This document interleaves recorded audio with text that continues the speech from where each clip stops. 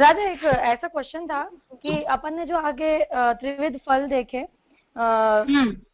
और उसके पहले अपन ने देखा कि प्रेम, व्यसन, मानसी सेवा है। फिर अपन ने देखे कि ये अवस्था पे पहुंचने के बाद जो फल मिलते हैं, अलौकिक सामर्थ्य, सायुज्य, वैकुंठ आदि। फिर अपन ने अब जो निरोध पढ़ा है और उसमें ही अपन ने निरोध में ही अपन ने देखा कि निरोध का जो मतलब प्रयोजन आ रहा है वो वही बता रहे कि जो वैकुंठ आदि सेवा पायोगी देगी, जो सब यथा योग्य प्राप्ति होती है वो। तो राजा निरोध को अपन वैसे अपन ऐसा समझा कि एंड मतलब है, आश्रय भावापति देखा। तो निरोध राजा फल एकदम एंड मानेंगे कि वो त्रिविध फल के साथ ही उसको जोड़ ले?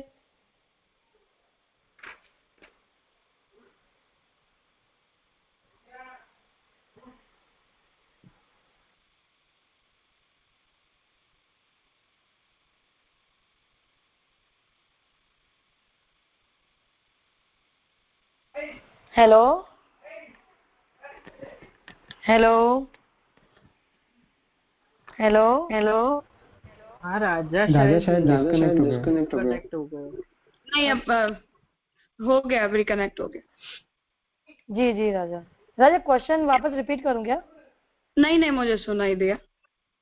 जी राजा। निरोध मानसी और व्यसन और व्यसनोत्तर कृतार्थता, इन सबको हम एक ही अवस्था के लिए इन सभी शब्दों का हम प्रयोग करते हैं। परंतु जब हम फल की बात कर रहे हैं तो ऐसा नहीं है कि निरोध की अवस्था फल नहीं है। निरोध 100% फल है। इतनी ज्यादा चित्त का प्रभु में स्थिर हो जाना ये 100% फल है। परंतु क्योंकि अलौकिक सामर्थ्य की भी सिद्धि भक्त को होती है, सर्वात्म भाव की भी सिद्धि होती है, और ये जीवन मुक्ति को ही हम यहाँ डिस्कस करें, विदेह मुक्ति को डिस्कस ना करें अभी, सायुज्य वगैरह को, पर अलौकिक सामर्थ्य तो हमें इसी लोक में हो जाता है। और उसी तरह जिसे हम सर्वात्म भाव कह रहे हैं, या हम जिसे भगवान के साक्षात्कार या सानुभाव जताना कहेंगे, ये सब भी होता है। इसलिए हम ये कहते हैं कि निरोध जो है वो हमारी भक्ति की सर्वोच्च अवस्था है, और इसके बाद सर्वात्म भाव, व्यसनोत्तर कृतार्थता अथवा अलौकिक सामर्थ्य हमें फल के रूप में मिलेगा। मैंने ऐसा तेरा क्वेश्चन समझा, इसमें कुछ और तेरी इंक्वायरी हो तो पूछ ले।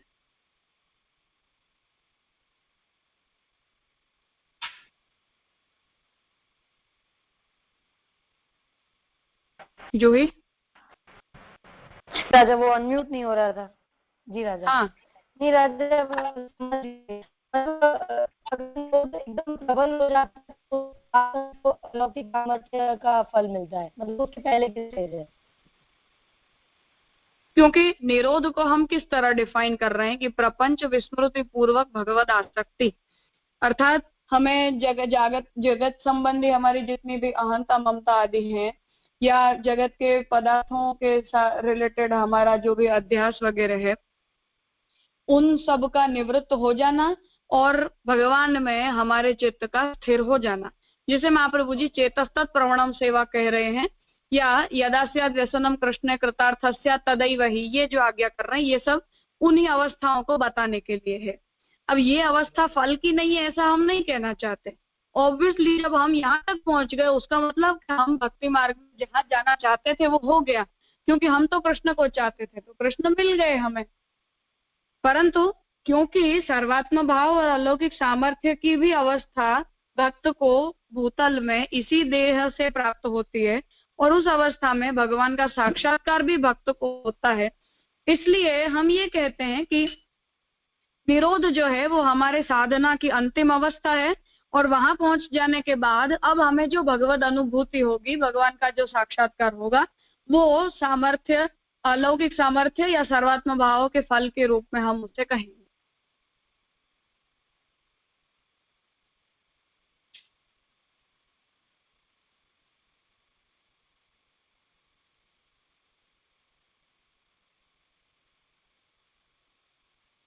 क्लियर हो गया।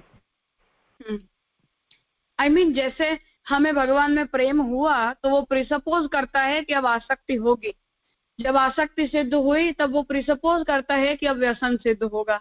जब व्यसन, निरोध या मानसी सिद्ध हुई तो प्रिसपोज करता है कि अब आगे जाके हमें सर्वात्म भाव और अलौकिक सामर्थ्य सिद्ध होगा। तो व्यसन, मानसी आदि जो है वो हम हमारी साधना से पहुंच सकते हैं, उसका लास्ट स्टेज है। उससे आगे अब हमारी गति नहीं है। अब अलौकिक सामर्थ्य और सर्वात्म भाव सिद्ध करवाना ये प्रभु के पक्ष में आता है। उस अर्थ में हम इसे साधना की अंतिम अवस्था कहते हैं। बाकी ऐसे कहें तो प्रेम होना, आसक्ति होना, ये सब हमारे लिए तो फलावस्था ही है। बहुत उत्तम अवस्था है ये कि हम भगवान के बिना रह नहीं पा रहे हैं, तो इससे ज्यादा और क्या चाहिए। पर आगे आगे कुछ स्टेजेस आती हैं, तो उनके पहले पहले की स्टेजेस साधना में कही जाएगी और बाद बाद की फल कही जाएगी। हो सकता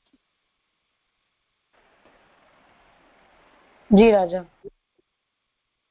वैसे राजा यहाँ तक पहुँचने के लिए भी प्रभु की कृपा होना तो बहुत जरूरी है ही। मतलब हाँ, वो साधना तो करना है, मतलब ये साधना की तरफ से, मतलब हमारी ओर से ये अंतिम अवस्था है, फिर प्रभु की इच्छा है। वैसे तो प्रभु की इच्छा तो हमेशा सर्व रहेगी है ना। हाँ, वैसे तो क्या है कि जब हमें भगवान में रुचि होती है, भगवत मार्ग में या इस संप्रदाय में, तो स्थायी रुचि को ही हम भगवान की कृपा का द्योतक मान लेते हैं।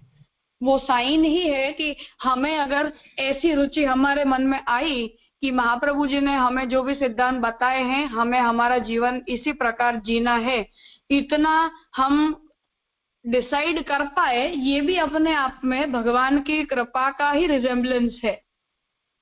पर इससे आगे भी अभी बहुत कुछ हमें करना है और हम अपनी भक्ति को और भी आगे डेवलप करेंगे। करके पहले पहले की सब अवस्थाएं रुचि की अवस्था कही जाती है।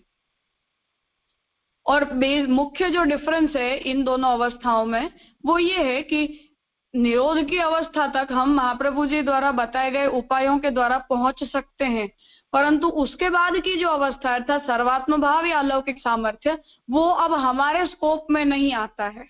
वो अब भगवान की इच्छा है कि कब प्रभु अपना अनुभव भक्त को किस प्रकार करवाना चाहते हैं, कब करवाना चाहते हैं, वो प्रभु डिसाइड करते हैं। हम महाप्रभु के बताए गए उपायों से निरोध, व्यसन, मानसी की अवस्था तक पहुंच सकते हैं।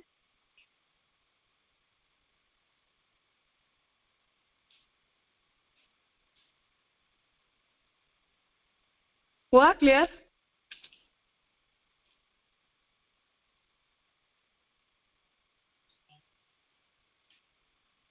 जी राजा, क्लियर हो गया।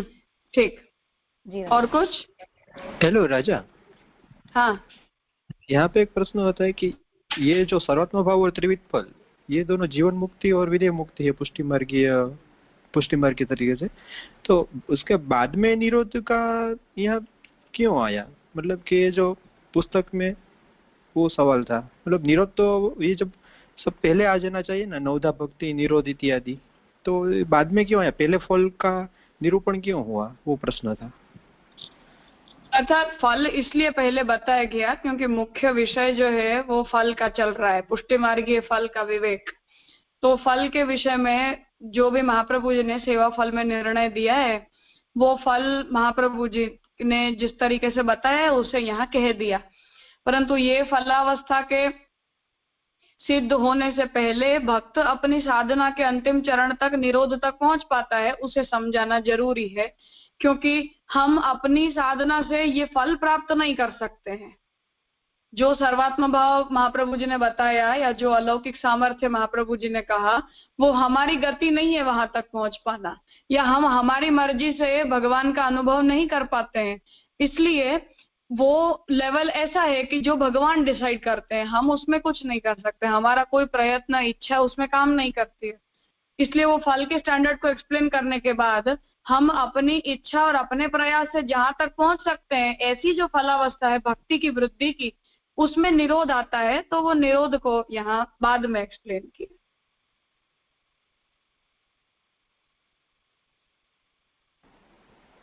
जी राजा।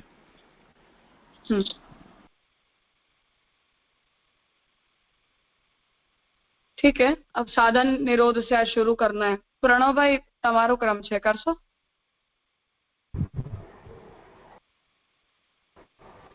हाँ, प्रणाम राजा। हाँ, साधन निरोध નિરોધની આઈ થિંક એની પહેલાનો પેરાગ્રાફ કાલે બાકી છે એ કરી લો. પ્રપંચ વિસ્મૃતિ પૂર્વક ભગવદ આસક્તિ રૂપ નિરોધના કારણ, કાર્ય, સ્વરૂપ અને પ્રયોજનનો વિચાર કર્યા પછી હવે સાધન નિરોધ અને ફળ નિરોધની બાબતમાં પણ વિચાર કરી लेवो જોઈએ. तो जिस प्रकार से हमने पहले के काफी क्लासों में देखा कि निरोध जैसे प्रपंच विस्मृति पूर्वक भगवद आसक्ति जो निरोध का डेफिनेशन है उसका कारण, कार्य, स्वरूप और प्रयोजन इन सब का विचार करने के बाद अभी साधन निरोध और फल निरोध के बारे में पर विचार कर रहे हैं.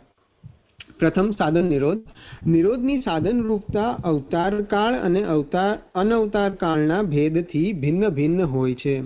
निरोध की साधन रूपता अवतार काल जब प्रभु का प्रागट्य हो तभी और अनवतार काल उस भेद से भिन्न भिन्न होती है. उसमें प्रथम अवतार काल.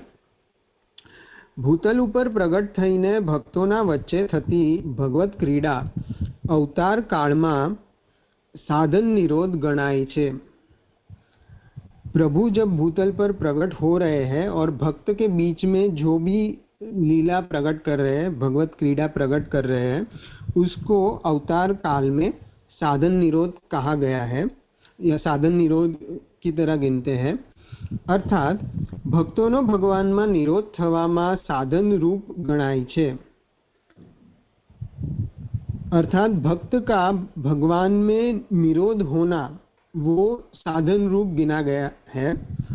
तेज प्रमाणे अवतार कालમાં ભગવાનના વિયોગ સમયે ભક્તોનું ભગવાનના ગુણગાનમાં તલ્લીન થઈ જવું તે પણ साधन निरोध गणाय छे. और इस भगवत क्रीड़ा जो प्रभु के सन्मुख में हो रही है उसके अलावा भक्तों का अवतार काल के समय में जब विप्रयोग या वियोग का समय होता है तभी प्रभु के गुणगान करने में तल्लीन हो जाना उसे भी साधन निरोध ही कहा गया है. संक्षेप में कहेवामां आवे तो संयोग में भगवत क्रीड़ा अने वियोग में भगवत गुणगान ए अवतार काल में निरोधनी सिद्धि थवा माटेना साधन निरोध गणाय छे. यानी कि संक्षेप में कहे तो प्रभु के संग हो तभी उस समय में प्रभु के संग होती भई लीला और प्रभु जब दूर हो उस समय में प्रभु के गुणगान जो गोपीजन वगैरह करते थे, प्रभु गोचारण के समय करते पधारते थे, तभी वो अवतार काल के निरोध वो अवतार काल में निरोध की सिद्धि के लिए साधन निरोध गिने गए हैं. अर्थात के प्रभु वहां पर सन्मुख होते हुए भी प्रभु के साथ जो लीला कर रहे हैं उससे प्रभु का साक्षात प्रपंच विस्मृति पूर्वक प्रभु में आसक्ति हो और वियोग के समय प्रभु के जो गुणगान कर रहे हैं जिससे जाकर वापस प्रपंच की विस्मृति पूर्वक प्रभु में आसक्ति हो, उन दोनों को संयोग और वियोग के जो प्रभु के संग होते हुए भी जो साइकिल चल रही है वहां उसे निरोध की सिद्धि के लिए साधन निरोध तरह अवतार काल में यहाँ पे गिना है.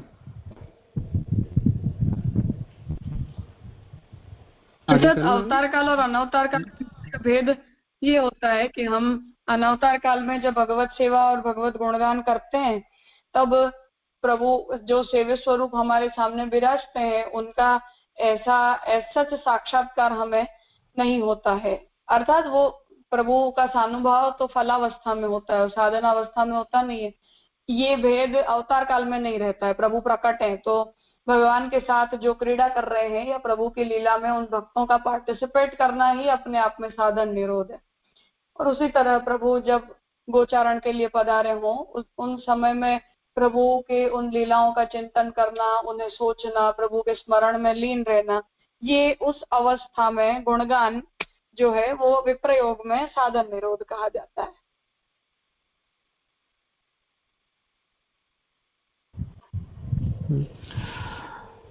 अनवतार काल.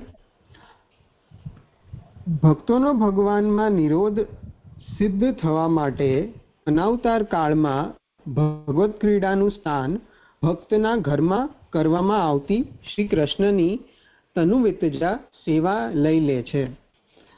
अनवतार काल में भक्त में भक्तों का भगवान में निरोध सिद्ध हो, उसके लिए प्रभु जो अवतार काल की जो भगवत क्रीड़ा का स्थान सर्वत्र व्रज में था, वो स्थान भक्त का घर हो जाता है और वहां पर भक्त द्वारा की जाती प्रभु की तनुवित्तजा सेवा वो ही उसका स्थान ले लेती है। अर्थात अनवतार काल में तनुवित्तजा सेवा એ ભક્તને પ્રપંચની વિસ્મૃતિ કરાવીને ભગવદ આસક્તિ કરાવવાનું સાધન નિરોધ ગણાય છે। यानी कि अनवतार काल में जो भक्त तनुवित्तजा सेवा कर रहा है, वही तनुवित्तजा सेवा भक्त को प्रपंच विस्मृति पूर्वक भगवद आसक्ति करने के लिए साधन रूप या साधन निरोध अवस्था में पहुंचाता है। જે ભક્તોને ભગવત સેવા કરવાનું સૌભાગ્ય પ્રાપ્ત થતું નથી, તેવા વિયોગી ભક્તો માટે ભગવદ લીલા સ્વરૂપ ગુણ નામનું શ્રવણ સ્મરણ कीर्तन साधन निरोध गणाय છે। और जिन भक्तों को भगवत सेवा प्राप्त करने का सौभाग्य प्राप्त नहीं होता, ऐसे वियोगी भक्तों के लिए भगवद लीला का स्वरूप, उसके गुण नाम का श्रवण कीर्तन और स्मरण वही साधन निरोध गिनाता है। इसलिए एक प्रकार से जो तनुवित्तजा सेवा कर रहा है, वह उस भक्त के लिए प्रभु की स्वगृह में तनुवित्तजा सेवा करना, उससे निरोध सिद्ध हो सकता है। और जो भक्त नहीं कर पा रहा है, उसके लिए प्रभु के गुणगान और उसके श्रवण कीर्तन स्मरण से प्रभु में निरोध सिद्ध होगा, ऐसा अनवतार काल में बता रहे हैं। अनवतार काल में क्या होता है कि हमें तनुवित्तजा सेवा करने के लिए महाप्रभु जी ने जो आज्ञा दी है, वो तनुवित्तजा सेवा भी तब फल रूप बनती है जब हम भगवान की ब्रज में भक्तों के साथ की गई क्रीड़ाओं का अनुसंधान करें।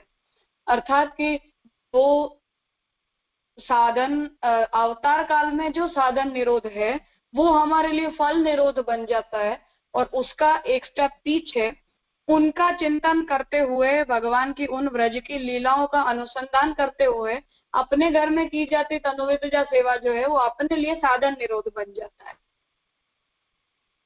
उसी तरह सेम बात भगवान के श्रवण कीर्तन स्मरण में भी है कि वहां उनके लिए, ब्रजभक्तों के लिए अपने साथ प्रत्यक्ष प्रभु की हुई जो क्रीड़ा है वो उनके लिए श्रवण कीर्तन स्मरण का साधन निरोध बनती है, उसका गुणगान उनके लिए साधन निरोध बनता है।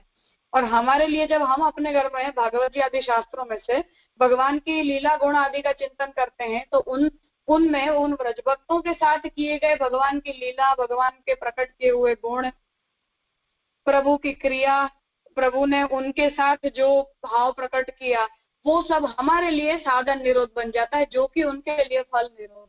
उनके लिए जो साधन निरोध है वो हमारे लिए फल निरोध है, और उसका एक स्टेप पीछे उनके साथ किया हुआ जो भाव, उनके साथ की हुई लीला क्रीड़ा है, उसी का अनुसंधान हमारे लिए साधन निरोध का स्वरूप ले लेता है।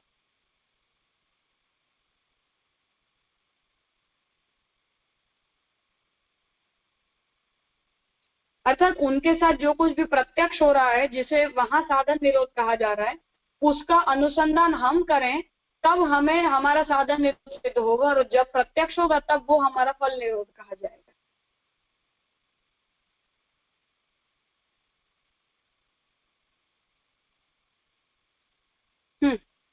करो आगे। फल निरोध अवतार काल होय કે અનવતાર કાળ, નિરોધની ફલાવસ્થા તો બંનેમાં સમાન જ હોય છે। यहाँ पर अवतार काल हो या अनवतार काल, निरोध की जो फलावस्था है वो तो प्रपंच विस्मृति पूर्वक भगवद आसक्ति रूप तो समान ही होती है। लीला गुणगान तनुवित्तजा सेवा के श्रवण कीर्तन स्मरण द्वारा भक्त જ્યારે જગતને ભૂલી જઈને ભગવાનમાં અનન્ય રૂપથી આસક્ત બની જાય છે, ત્યારે તેને નિરોધની ફળાવસ્થા કહેવામાં આવે છે। कि भगवत लीला में से प्रत्यक्ष अवतार काल में या भगवत गुणगान में से वियोग रूप अवतार काल स्वरूप में तनुवित्तजासु अनावतार काल में भगवत गुरु में होते संयोग से, या फिर श्रवण कीर्तन स्मरण अनवतार काल में स्वसेव्य न करने वाले के लिए प्रभु के गुणगान द्वारा प्राप्त होते निरोध से। भक्त जब इन सभी अवस्थाओं में जब जाकर भक्त जगत को भूलकर भगवान में अनन्य रूप से आसक्त हो जाता है, तभी ही निरोध की फलावस्था कही जा सकती है। भक्ति मार्गीय समस्त साधनों सार निरोधनी सिद्धि में रहेलो छे। जीव के पक्ष से भक्ति मार्ग में जो भी साधन किए जाते हैं, उन सब साधनों की उच्च अवस्था या उसका अल्टीमेट सार तो निरोध की सिद्धि में ही रहा हुआ है। निरोधनी सिद्धि थता ज भक्त ने मानसी सेवा, व्यसन, सर्वात्म भाव, तनुनवत्व, अलौकिक सामर्थ्य, सायुज्य, सेवोपयोगी देह वगैरेना रूपમાં भक्ति मार्गीय फलोनी अनुभूति थवा लागे छे। निरोध की सिद्धि हो जाने से ही भक्त को मानसी सेवा रूप, व्यसन रूप, सर्वात्म भाव रूप, तनुनवत्व रूप, अलौकिक सामर्थ्य रूप या सायुज्य रूप या फिर सेवा उपयोगी देह वगैरह रूप में जो भी भक्ति मार्ग के फल बताए गए हैं, उसकी अनुभूति होने लगती है। यानी कि निरोध की अवस्था वो स्टेट है जिससे जाकर इन फलों की अनुभूति हो सके, या जिसके पहले तक इन फलों की अनुभूति होने के लिए जीव सामर्थ्य नहीं होता है। तो इस प्रकार से फल निरोध बता रहे हैं। सर आगे जो अवतार काल और अनवतार काल के भेद से साधन निरोध को एक्सप्लेन किया, उसके संदर्भ में यहाँ ये आज्ञा कर रहे हैं कि फल निरोध में वो भेद नहीं रह जाता है। अर्थात जैसा सुख ब्रज भक्तों को प्रभु ने दिया, वही अवस्था आधुनिक भक्तों की भी हो जाती है जब हमें भी भगवान में निरोध सिद्ध हो जाता है। जैसे दामोदर दास संबलवारा की वार्ता में आता है कि जब उनके वहां नंद महोत्सव हुआ तो नंदराय जी, यशोदा जी और सब ब्रज भक्त वहां प्रकट पधारे। तो यहाँ फिर फल निरोध की अवस्था में उस इनमें कोई फर्क नहीं है। या गजन धावन के साथ ठाकुर जी का सख्य भाव, उनके साथ क्रीड़ा करना, या सूरदास जी, कुम्मन दास जी आदि को होता भगवान का प्रत्यक्ष, या वो क्षत्राणी की वार्ता में ठाकुर जी का माता और पुत्र के संबंध की तरह उनके साथ रहना, ये सब फल निरोध है जिसमें अवतार काल अनवतार काल का कोई भेद नहीं रह जाता। प्रभु का प्रत्यक्ष जीव को होने लग जाता है। और हमारे द्वारा किए गए साधनों की फलश्रुति इसी में है कि हमें ऐसा भगवत साक्षात्कार हो जाए और हम प्रपंच में रही हुई अपनी सभी आसक्तियों को छोड़कर भगवान में एक मनस्क बन के आसक्त हो जाए। यहीं जाके हमारे भक्ति मार्ग के सभी साधनों की फलश्रुति होती है।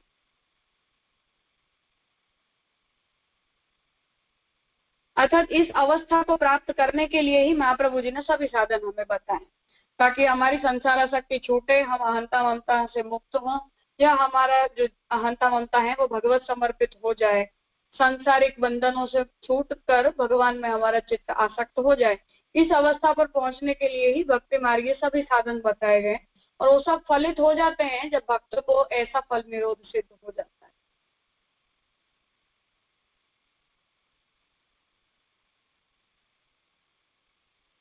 मुझे लगता है विषय हम पहले डिस्कस कर चुके हैं, स्पष्ट है, कोई शंका नहीं होनी चाहिए।